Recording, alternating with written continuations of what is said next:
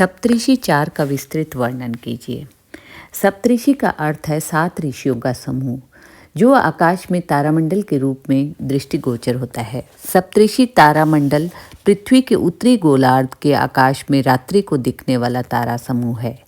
इसे फागुन चैत माह अर्थात मार्च अप्रैल से लेकर श्रावण भाद्र माह अर्थात सितंबर अक्टूबर तक आकाश में 7 तारों के समूह के रूप में देखा जा सकता है।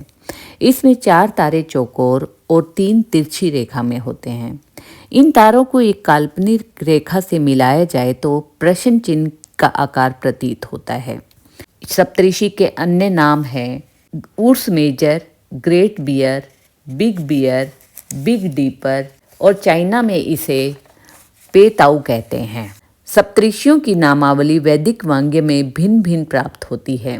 बृहद संहिता ग्रंथ के सप्तऋषि 4 अध्याय के अनुसार ये सप्तऋषि क्रमशः मरीचि, वशिष्ठ, अंगिरा, अत्रि, पुलस्त्य, पुलह और कर्तु हैं। विष्णु पुराण के अनुसार इस वक्त चल रहे 7वें वैवस्वत मनवंतर में सप्तऋषि वशिष्ठ, कश्यप, अत्रि, जमदग्नि, गौतम, विश्वामित्र और भारद्वाज हैं। इस प्रकार सप्तऋषि 7 ऋषियों का प्रतिनिधित्व करते हैं। इसे एक पतंग के आकार का भी माना जाता है जो कि आकाश में एक डोर के साथ उड़ रही हो। यदि आगे के 2 तारों को जोड़ने वाली पंक्ति को आगे बढ़ाएं तो यह ध्रुव तारे तक पहुंचती है।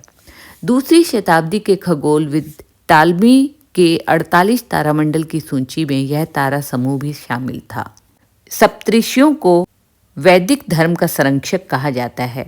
सप्तऋषियों को मानव जाति का मार्गदर्शन करने के लिए 4 महायुगों में उपस्थित रहने के लिए ब्रह्मा द्वारा नियुक्त किया गया था।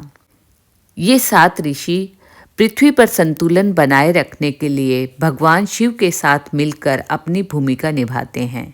ये सभी ब्रह्म ऋषि हैं अर्थात आत्मज्ञानी हैं।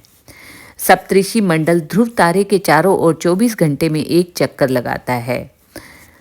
पुलह और कर्तु तारे के बीच की दूरी के 5 गुना दूरी पर ध्रुव तारा स्थित है।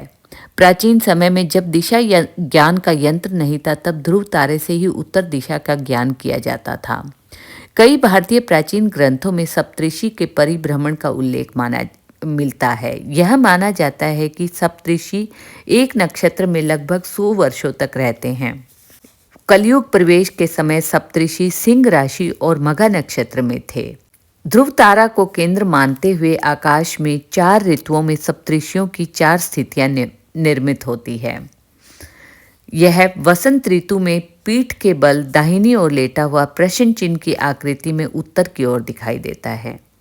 पूर्व में यह शीत ऋतु में खड़े प्रश्न चिन्ह की आकृति में दिखाई देता है और शरद ऋतु में यह दक्षिण दिशा में बाईं ओर पीठ के बल लेटा हुआ प्रश्न चिन्ह की आकृति में दिखाई देता है और ग्रीष्म ऋतु में यह पश्चिम दिशा में शीर्षासन अवस्था में उल्टा प्रश्न चिन्ह की आकृति में दिखाई देता है।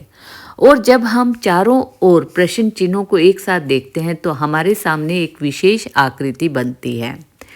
ये हमारे स्वास्तिक की आकृति है जो कि एक ज्यामितीय आकृति है। सप्तऋषियों के वर्ग क्षेत्रों को प्रतिपादित करते हुए आचार्य लिखते हैं कि भगवान मरीचि के वर्ग क्षेत्र में गंधर्व, देव, राक्षस, मंत्र, औषधि, सिद्ध, यक्ष, नाग और विद्याधर आते हैं। वशिष्ठ ऋषि के वर्ग क्षेत्र में शक, यवन, दरद, पारत, कंबोज, तपस्वी और बनवासी आते हैं। अंगिरा ऋषि के वर्ग क्षेत्र में ज्ञानी, बुद्धिमान और ब्राह्मण वर्ग के लोग आते हैं।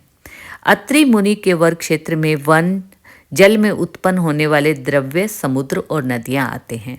पुलस्त्य मुनि के वर्ग क्षेत्र में राक्षस, पिशाच, दानव, दैत्य और सर्प आते हैं। पुलह ऋषि के वर्ग क्षेत्र में फल और मूल आते हैं और अंत में क्रतु ऋषि के वर्ग क्षेत्र में यज्ञ और यज्ञकर्ता आते हैं। इस प्रकार किसी सप्तऋषि मंडल में यदि उल्का, वज्र, धूम या वह सप्तऋषि मंडल ज्योति रहित हो या स्वल्प बिंब वाला हो तो यह अपने वर्ग क्षेत्र का नाश करता है और यदि सप्तऋषि मंडल विपुल और निर्मल बिंब वाला हो तो वह अपने वर्ग की वृद्धि करता है। धन्यवाद।